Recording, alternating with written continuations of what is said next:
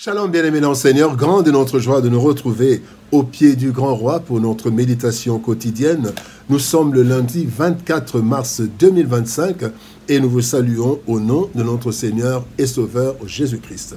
Pour notre méditation de ce jour, nous allons lire un texte dans la première lettre de Paul aux Corinthiens, chapitre 10, verset 13. 1 Corinthiens 10, 13 dans la version Parole de vie 2017 nous dit ceci.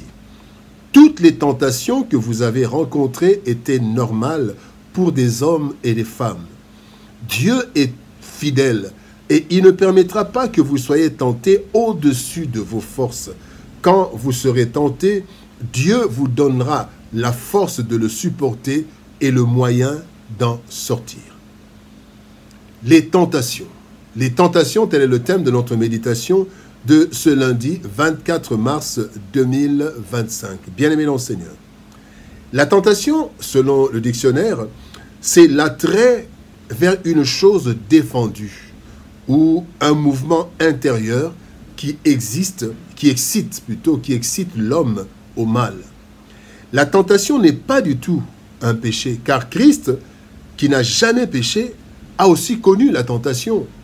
Hébreux chapitre 4, verset 15 nous dit, « Il, donc Christ, a été tenté comme nous en toutes choses sans commettre de péché. » Nous n'avons donc pas à confesser lorsque nous sommes tentés, mais seulement lorsque nous cédons à la tentation en pensée ou en action. La tentation n'est pas un péché. Le texte du jour nous révèle que lorsque le chrétien tombe dans la tentation, cela est de sa propre faute, car toute tentation, particulièrement du chrétien, est contrôlée par le Seigneur, qui nous garde dans ce monde corrompu et méchant, mais qui prend toutes les mesures pour nous préserver du mal.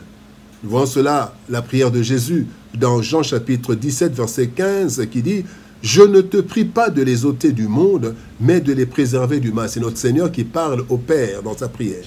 Voici quelques leçons tirées de notre verset du jour. Première leçon, origine de la tentation. Parlons des origines de la tentation.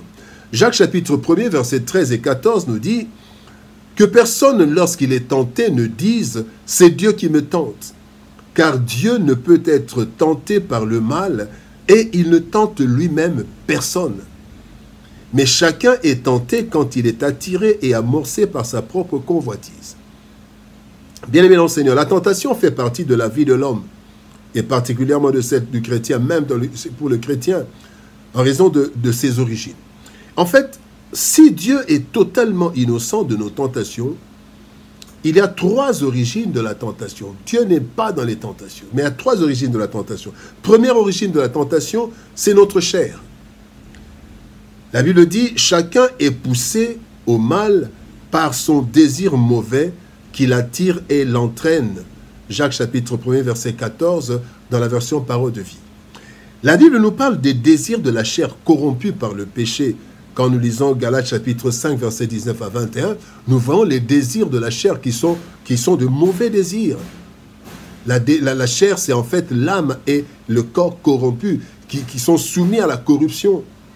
Un mauvais désir n'est pas un péché, mais plutôt une invitation à pécher. Notre chair, nous voulons faire quelque chose, il y a une tentation. L'autre origine, c'est le monde.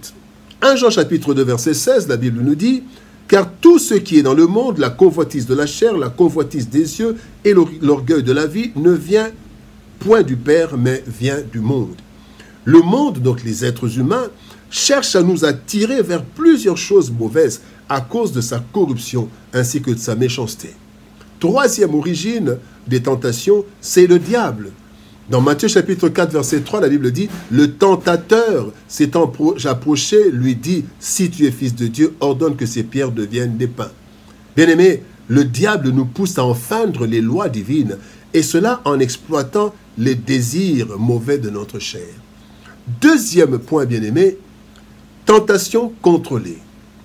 1 Corinthiens 10, 13, nous avons lu le texte du jour, dit dans sa première part, au verset 13, « Toute tentation que vous avez rencontrée était normale Pour des hommes et des femmes, Dieu est fidèle. Il ne permettra pas que vous soyez tentés au-dessus de vos forces. 1 Corinthiens 10, verset 17, verset 13, partie A.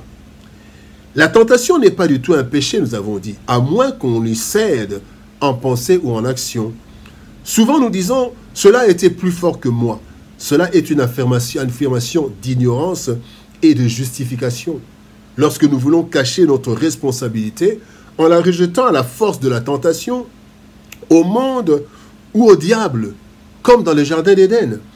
Quand il y a eu péché, voici ce que l'homme et la femme ont dit. Genèse chapitre 3, verset 12, verset 13. L'homme répondit, « Ce n'est pas moi. La femme que tu as mise auprès de moi m'a donné de l'arbre. » Quant à la femme, elle répondit, « Le serpent m'a séduite et j'en ai mangé. » Donc, là, c'est une justification ou une fuite de responsabilité. Ce que tout chrétien doit savoir, bien-aimé, c'est que celui qui est en vous est plus grand que celui qui est dans le monde. 1 Jean 4, 4. Le Seigneur déclare deux choses capitales à propos de la tentation. Première chose, nos tentations sont toutes humaines. Ça veut dire que les tentations auxquelles nous faisons face sont normales et nous ne sommes pas les seuls à les rencontrer. 1 Pierre chapitre 5 verset 9 nous dit « Sachant que les mêmes souffrances sont imposées à vos frères dans le monde. » Deuxième chose, deuxième déclaration, c'est que Dieu contrôle le niveau de nos tentations. Bien-aimé, Dieu connaissant parfaitement chacun de nous, ne laisse que les tentations auxquelles nous pouvons résister. Le cas de Job est très édifiant. Dieu savait jusqu'à quel niveau Job pouvait résister. Il dit, l'Éternel dit à Satan, « Voici ce qui lui appartient, je te le livre seulement, ne porte pas la main sur lui. » Il le savait. Et puis après, il va dire, tu peux le toucher, mais n'ôte pas la vie. Donc, il savait, il connaissait la force de Job. Troisième point, bien-aimé, sortir de la tentation. 1 Corinthiens 10, 13 nous dit, « Quand vous serez tentés, Dieu vous donnera la force de le supporter et le moyen d'en sortir. » Sachons aussi deux choses capitales lorsque nous sommes dans la tentation. C'est Dieu, c'est Dieu qui nous donnera la capacité de supporter. Luc 22, 43, la Bible dit, « Alors un ange lui apparut à Jésus du ciel pour le fortifier. » Dieu nous fortifie. Lorsque nous semblons fléchir devant la tentation, bien-aimés, demandons le secours nécessaire à Dieu. Il nous fortifiera. Deuxième chose, Dieu lui-même aussi ouvrira une porte de sortie pour la fin de la tentation. Aucune tentation n'est éternelle. Nous devons donc, premièrement, être patients et résister jusqu'au temps de Dieu. Romains 12, 12 dit, « Soyez patients dans l'affliction. » Et deuxième chose, nous devons être attentifs et saisir toute opportunité pour sortir de la tentation. Par exemple, dans Matthieu chapitre 10, verset 23, il dit, « Quand on vous persécutera dans une ville, fouillez dans une autre. La fuite est aussi une solution dans la tentation ou toute autre opportunité. » Bien-aimés, les tentations.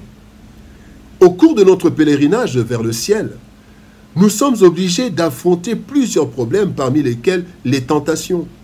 Les tentations qui proviennent de notre chair corruptible, du monde et du diable le tentateur.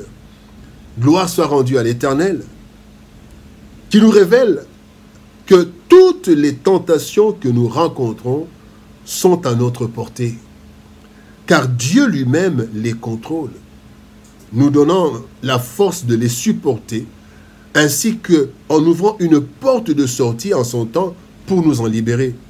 Ainsi, bien-aimés, ne nous laissons pas abattre ou intimider par la tentation, car Dieu ne ment jamais.